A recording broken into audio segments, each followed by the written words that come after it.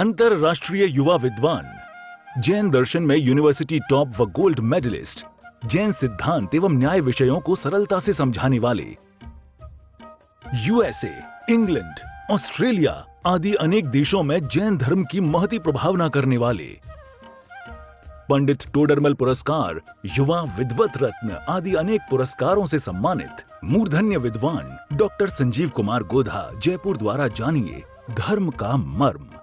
इस कार्यक्रम के पुण्यार्जक हैं एक साधर्मी परिवार, टोरंटो, कनाडा। तीन भुवन में सार वीत राग विज्ञान था, शिव स्वरूप शिवकार, न मैं हूँ त्रियोग संहारी के, न मैं हूँ त्रियोग संहारी के। दौलत राम जी द्वारा लिखित ये छेड़ाला नामक ग्रंथ, और आज इस छेड़ाला का अपना ये अंतिम प्रवचन। छठी ढाल की चर्चा करनी है एक ही प्रवचन में। पिछले दिनों में हम आपके बीच में एक एक ढाल की चर्चा एक एक दिन में कर चुके हैं। विस्तार से चर्चा के सारे प्रवचन छेड़ाला वीडियो यूट्यूब पर प्लेलिस्ट पर अवेलेबल हैं।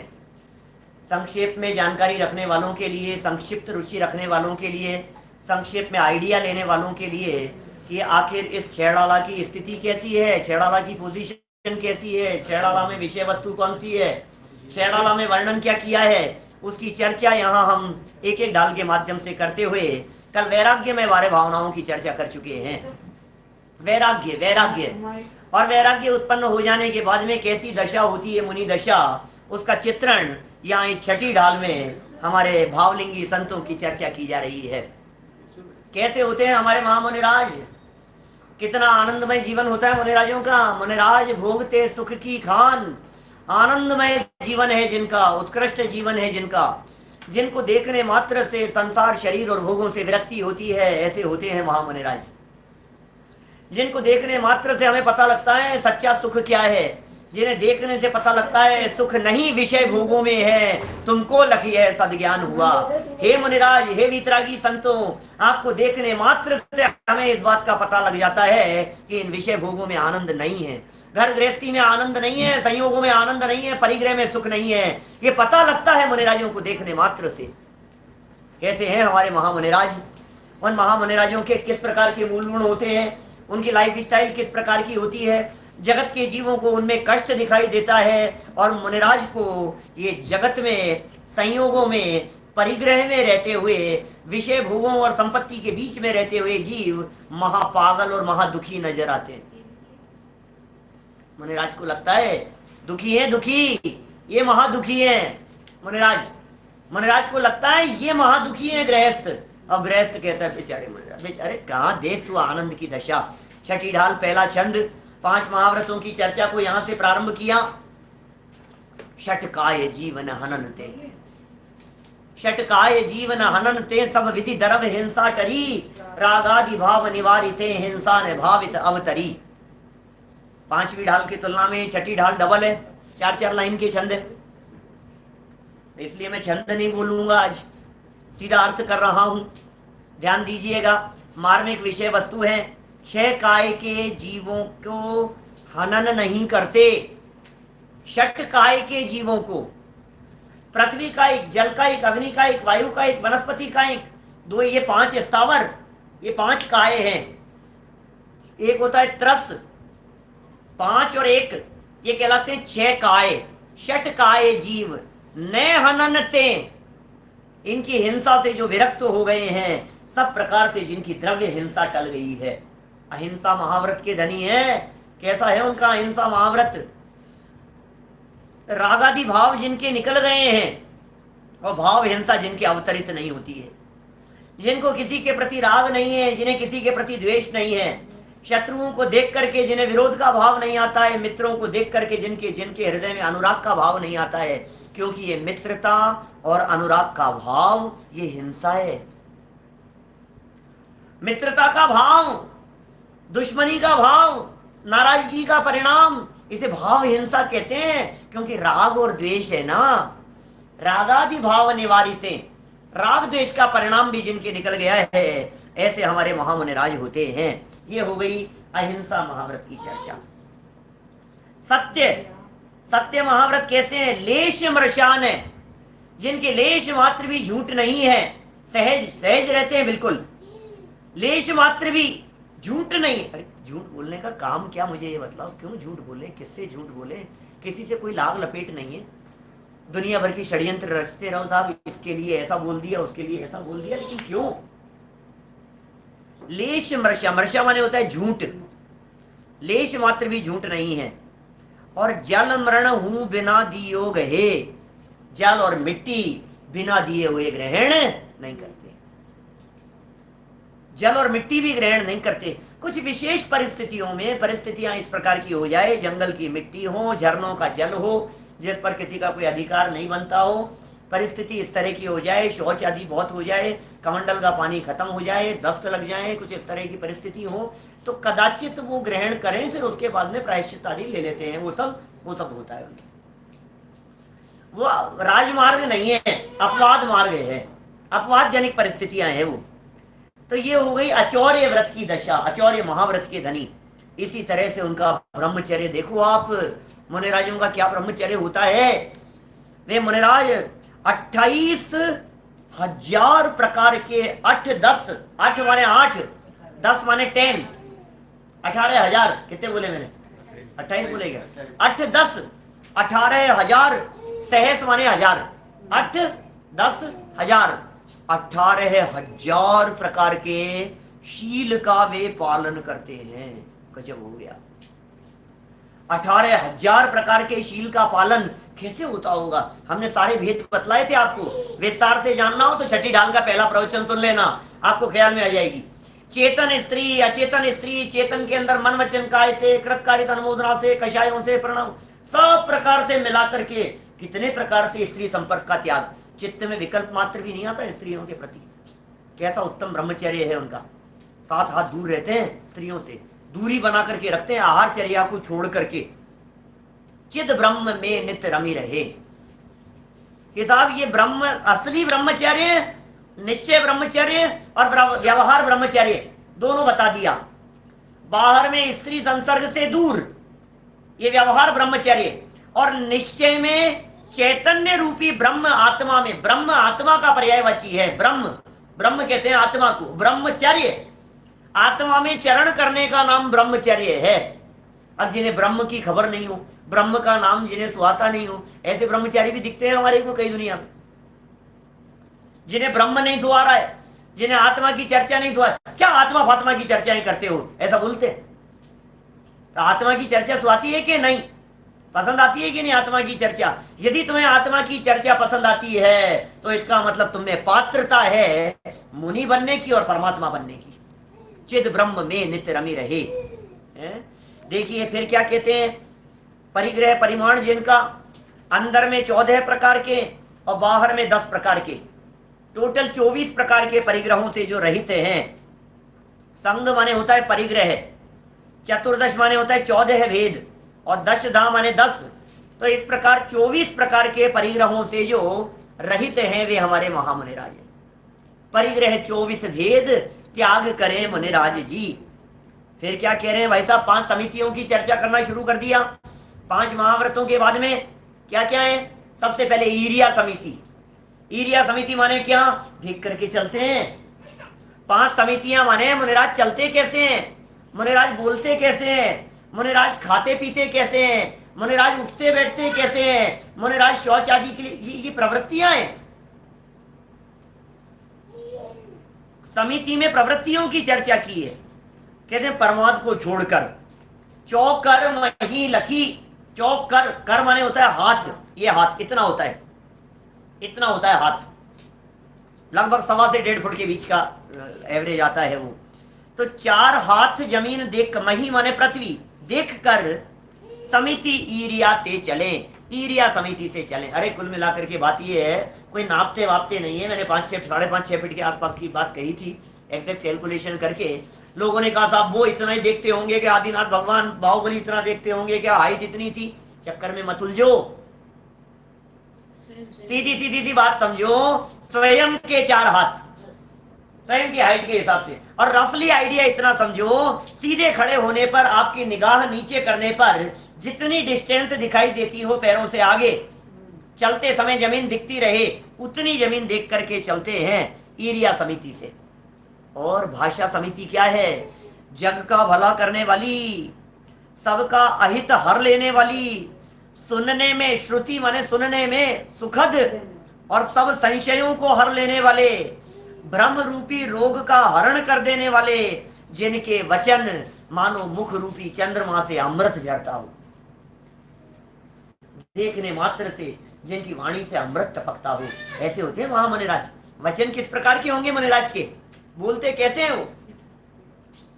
ऐसे लगते हैं जैसे मीठी वाणी बोल के जग अपनों कर लेत।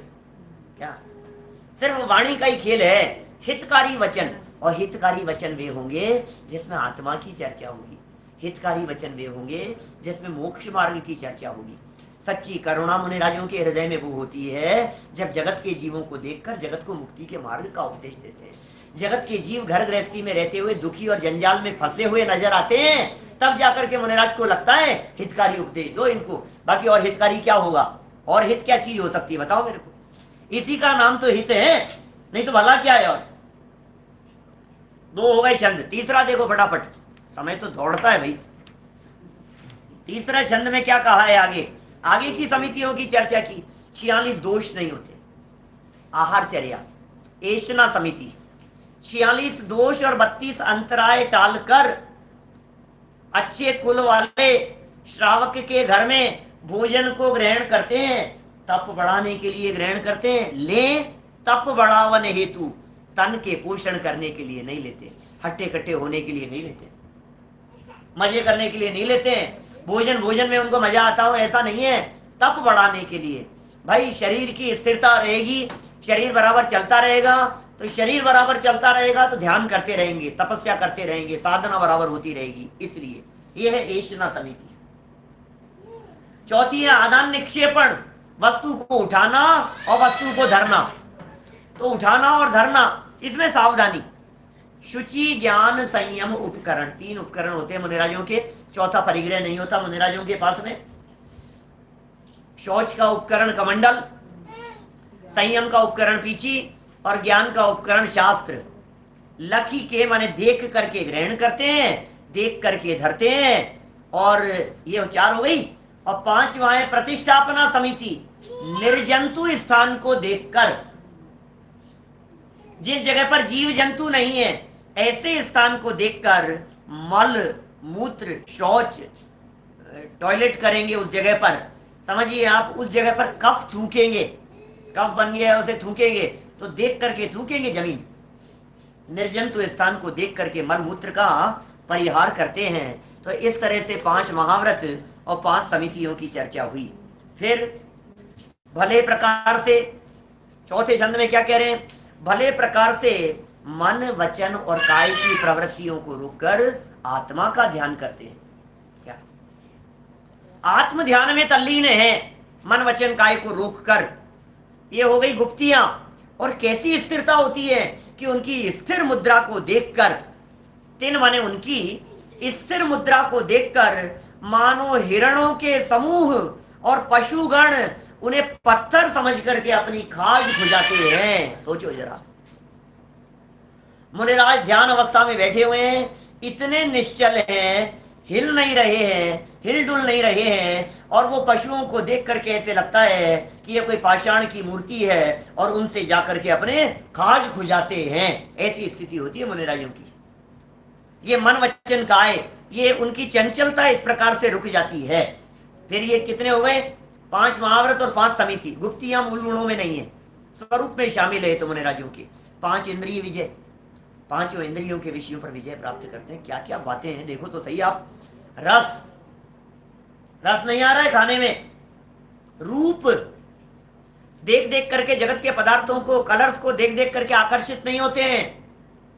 गंध और स्पर्श और शब्द, ये पांचों ही इंद्रियों के विषय शुभ हो या अशुभ हो, सुहावने हो या असुहावने हो, तिनमें न राग विरोध, पंचेंद्रिय जयन पद पावने, उनमें न राग होता है न उनमें विरोध होता है।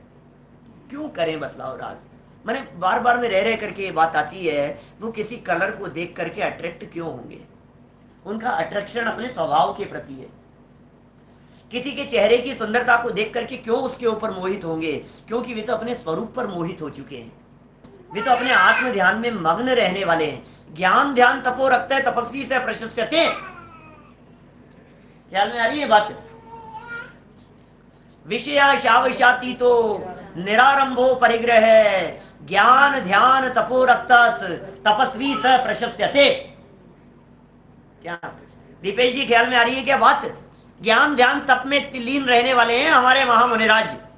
न राग विरोध, न राग है न विरोध है, पांचों इंद्रियों को जीतने वाले पद को उन्होंने प्राप्त कर लिया है। ऐसे पंचेंद्रिय जयी मुनिराज हैं। मुनिराजों के 6 आवश्यक और 7 शेष गुण और बच गए। 5 महाव्रत हो गए, 5 समितियां हो गई, 5 इंद्रिय विजय हो गए, 15 मूल गुण हो गए। अब 6 आवश्यक और 7 शेष गुण सुनो। समता, संवारते हैं, समता। स्तुति उच्चारे, स्तुति उच्चारण करते हैं। वंदना, समता वंदना स्तुति।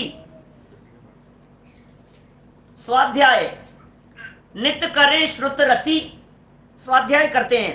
प्रतिक्रम, प्रतिक्रमण, और तजे तन अहमेव को, शरीर के प्रति अहमेव, शरीर के प्रति ममत्व बुद्धि, शरीर के प्रति एकत्व बुद्धि, शरीर के प्रति तन्मयता, इसका वे त्याग करते हैं। ये हो गए 6 आवश्यक। और 7 शेष गुण सुनो, जिनके न न्योन नहाते नहीं है। नहाए क्यों भाई साहब ये बताओ? क्योंकि यार नहाना है यार, गजब हो गई यार, नहाते ही नहीं है। नहाना चाहिए यार, गंदे रहते हैं। कि सुनो भाई, जो हमारा नहीं उसे नहलाने से हमें क्या प्रयोजन? आप कहीं दूसरों के कपड़े धोते हो क्या? दूसरों के कपड़े तो धो भी धोते हैं, हम दूसरों के क्यों धोएंगे? तो तन जब दूसरे का है तो हम काहे को धोएं उसे? और तन का श्रृंगार सुनो, तन के श्रृंगार को ब्रह्मचर्य में बाधक माना गया है। जिनवाणी ये कहती है, शरीर का श्रृंगार। तत्वार सूत्र का पाठ करते हैं ना आप, तत्वार सूत्र में सूत्र है इस तरह का, स्त्री राग कथा श्रवण तन मनोहरांग निरीक्षण पूर्व रतानुस्मरण वृश्चेष्ट रस स्व शरीर संस्कार त्याग पंच। क्या तो स्व शरीर संस्कार का त्याग है ना उनके। तो शरीर संस्कार कैसे कर सकते हैं? बाल कैसे बनाएंगे? अच्छा, आईना लगकर लेकर के बाल बनाएंगे वो?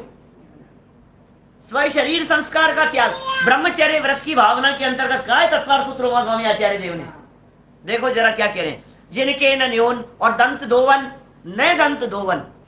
दूसरा हो गया लेश अंबर आवरण, लेश मात्र भी अंबर आवरण नहीं है जिनके ऊपर। और भूमाही, पिछली रयनी में कछु शयन एकासन करन, एकासन से एक करवट से जमीन पर सोते हैं, ये उनका मूल गुण है। 4 हो गए।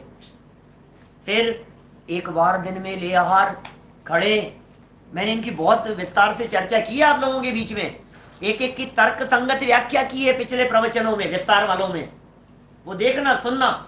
जो लोग नए लोग हों वे अवश्य उन बातों को सुनना। खड़े खड़े क्यों ले रहे हैं, बैठ करके क्यों नहीं ले रहे हैं, एक बार क्यों ले रहे हैं, कितनी कितनी बातें उनके अंदर लागू होती है। हर चीज के पीछे लॉजिक है, तर्क है, न्याय से देखते हैं। ऐसे नहीं अरे साहब किसने बना दिए यार ये नियम। नियम बनाने का सवाल नहीं है, उनकी लाइफ स्टाइल इस प्रकार की है। एक बार दिन में आहार ग्रहण करते हैं, खड़े खड़े लेते हैं, अल्प लेते हैं, और निज पान में अपने हाथ में लेते हैं। केश लोच करते हैं, मूल गुण है उनका। कच्च लोच करत, और क्या, परिशहों से डरते नहीं है, निज ध्यान में लगे रहते हैं, आत्म ध्यान में मग्न रहते हैं। किसी से किसी प्रकार की कोई लाग लपेट नहीं है। दुनिया जाए, आग लगे बस्ती में, कुछ मतलब नहीं है हमारे को, कुछ हो चाहे नहीं हो, हमें क्या लेना देना उससे। दुनिया की दुनिया जाने। और 2 लाइनों में तो गजब कर दिया नीचे। मुनिराजों के स्वरूप का ऐसा चित्रण कर दिया। 2 लाइनें याद कर लेना। हरि मित्र महल मसान कंचन, कांच निंदन तुति करण, हर घाव तारण असि प्रहारन में सदा समता धरन। ओ धन्य है हमारे महामुनिराज जिनकी ऐसी समता, जिनका समता धन खरीदने को असमर्थ कुबेर भी असमर्थ है। कुबेर की सारी संपदा धन असमर्थ है जिनके समता रूपी धन को खरीदने के लिए। कैसा साम्य भाव है। आप प्रभावित रहते हैं जगत से, शत्रु हो या मित्र हो। परस्पर विरोधी कितनी बातें ले दी है। विरोधाभास अलंकार का कितना सुंदर प्रयोग किया है। अरि हो या मित्र हो, महल हो या मशान हो, शमशान हो, कंचन हो या कांच के टुकड़े हो, निंदा करने वाले हो या स्तुति करने वाले हो, गुणगान करने वाले हो, अर्घ से आरती उतारने वाले हो चाहे तलवार से प्रहार करने वाले हो, सब में सदा काल समता भाव रखने वाले महामुनिराज होते हैं हमारे। धन्य मुनिराज की समता, धन्य मुनिराज का जीवन, धन्य मुनिराज का चिंतन, धन्य मुनिराज माने हमारे वो महामुनिराज जिन्हें देख देख करके, जिनका विचार चित्त में आने मात्र से चित्त प्रफुल्लित हो जाता है। ओहो कैसा जीवन है। आनंदमय जीवन जिनका सदा होता। कैसे हैं हमारे महामुनिराज। आनंद के झरने झरते प्रदेशों में निज ध्यान जब धरते हैं। ऐसे महामुनिराज खूब चर्चा करो भाई, जितनी चर्चा करो उतनी कम है। वो अवसर कब आएगा जब विषयों में सुख बुद्धि टूटेगी और उनमें सुख बुद्धि टूटकर, भोगों के प्रति आसक्ति टूटकर ये वैराग्य जागृत होगा, संयम रूप अवस्था होगी। चैतन्य सुरभि की पुष्प वाटिका में विहार करेंगे, चैतन्य की सुगंध होगी, अंदर का आनंद होगा, बाहर का रस जब टूट जाएगा, रस नीरस हो जात तत्क्षण, अक्ष विषय न सुहावे, जब निज आत्म अनुभव आवे। जब आत्मा का अनुभव आता है, जब अंदर का स्वाद आता है, तो विषयों का रस नीरस हो जाता है, फिर वो सुहाता नहीं है। देखो मुनिराजों का तप, 12 प्रकार के तप तपते हैं। 7वां छंद, 10 प्रकार के धर्मों को धारण करते हैं, रत्नत्रय का सेवन करते हैं, सदा सम्यक दर्शन ज्ञान चारित्र का सेवन करते हैं, साथ में विचरण करते हैं कि एकाकी रहते हैं, और भव सुखों को कभी भी नहीं चाहते। कदा माने कभी भी, कदा, यदा माने जब जब, यदा यदा ही धर्मस्य ग्लानिर्भवति भारत है, महाभारत में बोलते हैं। तो ये क्या कह रहे हैं, कदा माने कभी भी। भव का सुख क्यों चाहेंगे। अरे ये तो गृहस्थ नहीं चाहते। जांचू नहीं सुरवास पुनि नर राज परिजन साथ जी, बुद्ध जांचे हूं तुम भक्ति भव भव दीजिए शिवनाथ। कुछ नहीं चाहिए मुझे, राज्य नहीं चाहिए, संपदा नहीं चाहिए।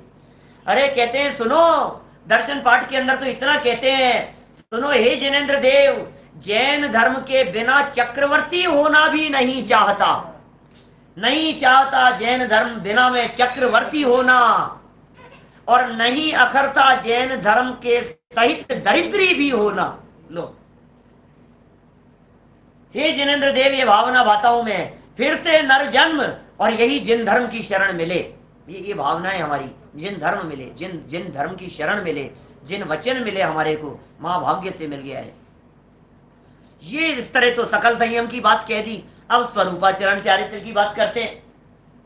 क्या बात कर रहे हो स्वरूपाचरण की। बोले जिसके होने पर अपनी निधि प्रकट हो जावे और पर की सारी प्रवृत्तियां मिट जावे, पर की प्रवृत्तियां मिट जावे, उसका नाम है स्वरूपाचरण चारित्र। स्वरूप में आचरण, स्वरूप में लीनता, आत्म स्वरूप में मग्नता, चैतन्य चैतन्य भास रहे हो रे, बस इसके अलावा कुछ नहीं। माने जिन्हें चैतन्य का आनंद आता है, फिर उन्हें कंकड़ीली जमीन कष्टदायक नहीं लगती, फिर उन्हें नंगे पैर चलने में कष्ट नहीं दिखता है, फिर आहार मिले चाहे नहीं मिले। जगत ये कह रहा है महाराज का 3 दिन से अंतराय हो रहा है, और महाराज ये कह रहे हैं अंदर के आनंद को भोग रहे हैं, अंतराय कर्म की निर्जरा कर रहे हैं, उसका उदय आ रहा है और उसकी निर्जरा हो रही है, आनंद को भोग रहे हैं मुनिराज। माने ये मुनिराज क्या है भाई साहब जीवन, सोच सोच करके ऐसा लगता है आनंदमय जीवन है मुनिराजों का। स्वरूपाचरण, जिससे अपनी निधि प्रकट हो जावे, जिसके होने पर प्रकटे अपनी निधि और सारी पर की प्रवृत्तियां मिट जावे, उसका नाम है स्वरूपाचरण चारित्र। कि साहब कुछ तो बताओ स्वरूपाचरण चारित्र के बारे में, कुछ तो बात बतलाओ, बताएं तुम्हारे को। सुनो स्वरूपाचरण क्या होता है, स्वरूपाचरण कैसे होता है, स्वरूपाचरण की प्रक्रिया क्या होती है, स्वरूपाचरण ध्यान की चारित्र की विधि क्या है। बोले जिन्होंने अपने ज्ञान रूपी अत्यंत पैनी छेनी को अपने अंतर में डालकर, क्या कहा, जिन्होंने परम पैनी अत्यंत तीक्ष्ण सुबुद्धि रूपी छेनी को, छेनी समझ गए आप, छेनी को अंदर में डालकर भेद कर दिया है। किस किस में भेद कर दिया है? वर्णादि और रागादि थे निज भाव को न्यारा किया। समय सार की 50 नंबर गाथा से लेकर 55 नंबर तक गाथा है। 50 से 55 6 गाथाओं का ग्रुप है। 29 बोल बतलाए हैं उसमें। 50 से 55 नंबर तक गाथा में उन 29 बोलों को 2 भागों में बांटा है, वर्णादि में और रागादि में। 29 बोलों को तो वर्णादि और रागादि ते निज भाव को न्यारा किया कह करके कहना चाह रहे हैं कि तू 29 बोलों से रहित है। तेरा गायक प्रभु परमात्मा देह देवालय में विराजमान ये शुद्ध है। अपने आप को देख, अपने गायक स्वरूप को देख। इस स्वरूप में विकार नहीं है, इस स्वरूप में अशुद्धता नहीं है, इस स्वरूप में किसी प्रकार की कोई कमी नहीं है। तू भरा पूरा हाजरा हुजूर जो का त्यों मौजूद है।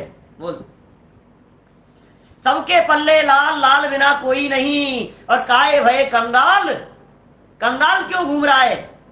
गांठ खोल देखी नहीं। गांठ में माणिक बंधा हुआ था, रत्न बंधे हुए थे, गांठ में बांध लेते हैं ना, पल्ले की गांठ में, तो गांठ में बांध करके लटकाया हुआ था और पता नहीं, और दरिद्र बन करके दर दर की ठोकरें खा रहा था। क्या क्या हुआ? काहे भय कंगाल कि गांठ खोल देखी नहीं। अरे जिस सुख की तलाश में दर दर की ठोकरें खा रहा है, जिस सुख की तलाश में बाहर में भटक रहा है, वो सुख तो तेरे भीतर है भाई। अंदर देख, भीतर का आनंद ले, अंदर के स्वभाव का आनंद ले। अंदर का आनंद ही कुछ अपूर्व होता है, बाहर में है नहीं आनंद। जग के सुख तो मृग तृष्णा है, झूठे हैं उनके पुरुषार्थ।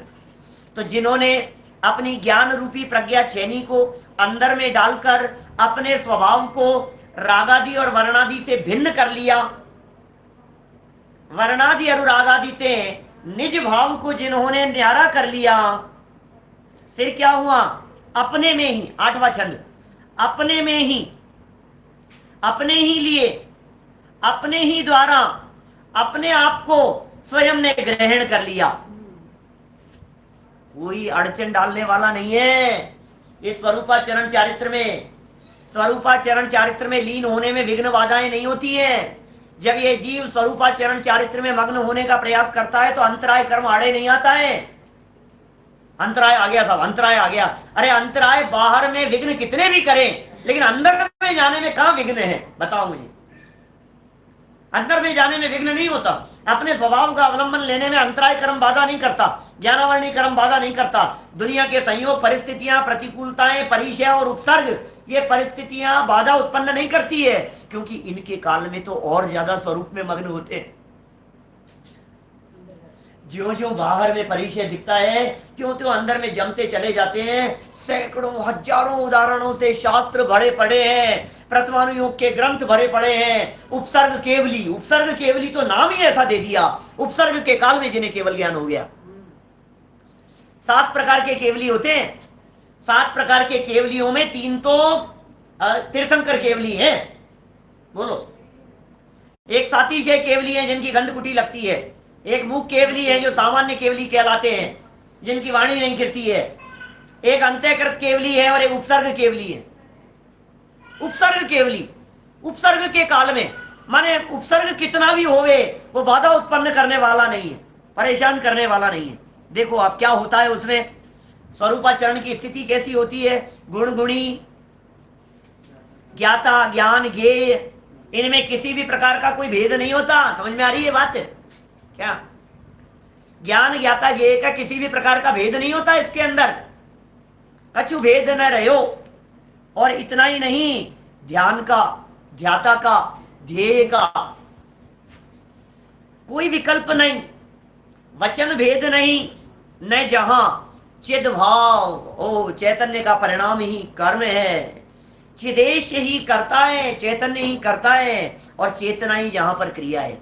चेतन, चेतना और चैतन्य, चेतन द्रव्य, चैतन्य गुण और चेतना पर्याय। और मैंने 3 अक्षरी दोहा सुनाया था आपको, यहां ध्यान होगा। चेतन चेते चेतना तो चेते चित चैन, और ताते चेतन चेत तू चेतन ता नित नैन। कभी अवसर बनेगा तो अर्थ करेंगे। देखो तीनों, कर्ता कर्म क्रिया, ध्याता ध्यान ध्येय, ज्ञाता ज्ञान ज्ञेय, तीनों अभिन्न हो गए हैं, जहां भेद ही नहीं। अरे कौन भगवान और कौन पुजारी, कौन पर्याय और कौन द्रव्य, ये भेद नहीं रहा है। उस पर्याय के, क्षणिक पर्याय के, एक समय में नष्ट होने वाली पर्याय के ये बोल होते हैं कि मैं तो त्रिकाली हूं। बोलो, जो पर्याय अगले समय नष्ट होने वाली है, वो पर्याय अपने आप को त्रिकाली अनुभव कर रही है, अपने आप को प्रभु अनुभव कर रही है। तीनों अभिन्न अखिन्न शुद्ध उपयोग की ऐसी निश्चल दशा होती है, जहां प्रकट होती है दर्शन ज्ञान चारित्र सब एक स्वर में, एक धारा में बहते हुए नजर आते हैं। क्या स्वरूप है मन राजों का, क्या स्वरूप है चरित्र, स्वरूपाचरण चारित्र का। देखो आप, अब उस आनंद की दशा कहते हैं, कैसा है वहां, और क्या होता है। प्रमाण का विकल्प नहीं है, नए का विकल्प नहीं है, निक्षेप का विकल्प नहीं है। हमारे नए नए साथी बहुत सारे होंगे जो प्रमाण नहीं जानते होंगे, नए नहीं जानते होंगे, निक्षेप नहीं जानते होंगे। धैर्य रखना, कोई बात नहीं। 2 शब्द समझ में नहीं आए तो क्या फर्क पड़ गया है। मूवी में कई बातें समझ में, अरे मूवी तो छोड़ो, ये जो गाने चलते हैं ना मूवीज के, उन गानों में कई कई लाइनें पूरी की पूरी समझ में नहीं आती, ऊपर से चली जाती, फिर भी बोलता रहता है, गुनगुनाता रहता है, पता नहीं क्या क्या बोलता है, शब्द ही ऐसे ऊटपटक। हम तो शब्द ही पल्ले नहीं पड़ते, बोल क्या रहे हैं, और धाम धूम ऐसा म्यूजिक चलता है। और उसका भाव क्या है। पुराने गानों में कम से कम कुछ भाव तो होते थे, आजकल तो कुछ भाव कुछ नहीं होते। तो भाई कोई बात नहीं समझ में आए तो नहीं सही, लेकिन कुछ इस तरह की चीजें होती है, ज्ञान में चलने वाली विकल्पात्मक दशा होती है, उनका उद्योत अनुभव में दिखता नहीं, अनुभव में नहीं दिखता है। अनुभव के काल में प्रमाण नए निक्षेप नहीं होते। दर्शन ज्ञान सुख बल आनंद, बस यही यही यही, अन्य कोई भाव नहीं दिखाई देता।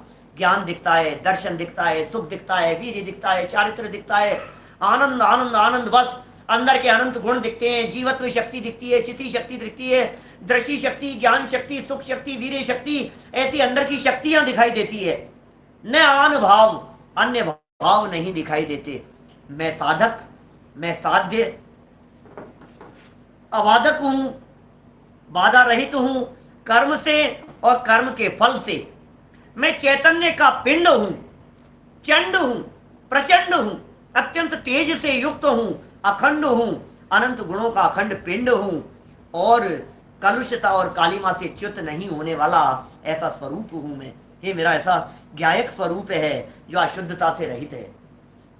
इस तरह का चिंतन, मैं कौन, मेरा क्या स्वरूप, यह आत्म तत्व कैसा है, पर से भिन्न, पर्याय से भिन्न, द्रव्य कर्म, भाव कर्म, नौ कर्म, इनसे रहित अपना चैतन्य प्रभु परमात्मा, ज्ञायक, अमूर्तिक, अमूर्तिक प्रदेशों का पुंज, शक्तियों का संग्रहालय, गुणों का गोडाउन, ज्ञान का घन पिंड, स्वयं प्रभु परमात्मा स्वरूप, ऐसा जो इस देह देवालय में विराजमान है। चिंतन करो अपनी शक्तियों का, एक एक शक्ति का चिंतन करो, एक एक बात का चिंतन करो थोड़ा गहराई से।